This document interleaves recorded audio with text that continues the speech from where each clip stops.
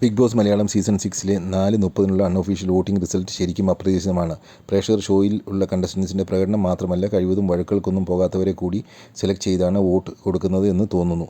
Voting അവസാനിക്കാൻ ഏതാനും മണിക്കൂറുകൾ മാത്രം ബാക്കി നിൽക്കെ 1-ാം സ്ഥാനത്ത് ഋഷിയും, 2-ാം സ്ഥാനത്ത് ശ്രീതുവും, 3-ാം സ്ഥാനത്ത് ജാസ്മിനും, 4-ാം സ്ഥാനത്ത് അപ്സരയും, 5-ാം സ്ഥാനത്ത് ഗബ്രിയും, 6-ാം സ്ഥാനത്ത് അൻസിബയും, 7-ാം സ്ഥാനത്ത് നോറയും, 8-ാം സ്ഥാനത്ത് അവസാനമായി യമുനയും ആണ് ഇപ്പോൾ നിൽക്കുന്നത്. ആദ്യത്തെ 5-ാം സ്ഥാനം വരെയുള്ളവർ സേഫ് സോണിലാണെങ്കിലും അൻസിബയും യമുനയും നോറയും ഡേഞ്ചർ സോണിലാണ്. വൈൽഡ് കാർഡ് എൻട്രി ഉണ്ടായാലും ഇത്തവണ സിംഗിൾ എവിക്ഷനേ ഉണ്ടാവാൻ സാധ്യതയുള്ളൂ. എങ്കിൽ യമുന ആയിരിക്കും ഇത്തവണ പുറത്തു പോവുക. ഡബിൾ എവിക്ഷൻ ഉണ്ടെങ്കിൽ നോറയോ അൻസിബയോ കൂടി പുറത്തു പോയേക്കും. ആരോടും വഴക്കിനൊന്നും പോകാതെ ഋഷിയും ശ്രീതുവുമാണ് തുടക്കം മുതൽ ഏറ്റവും കൂടുതൽ വോട്ട് നേടിക്കൊണ്ടിരിക്കുന്നത്.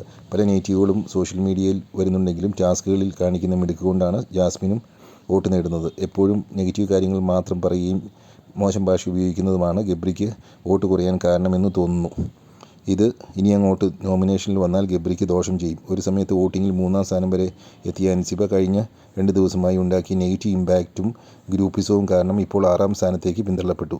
നോറയും നില മെച്ചപ്പെടുത്താതെ വോട്ട് കുറയാൻ കാരണം എല്ലാവരുമായി വഴക്കുണ്ടാക്കുന്നതും കൂടെ കരച്ചിലും കംപ്ലൈൻറ്റും ആയി എല്ലാവരെയും ബോറടിപ്പിക്കുന്നതും കൊണ്ടാവാം.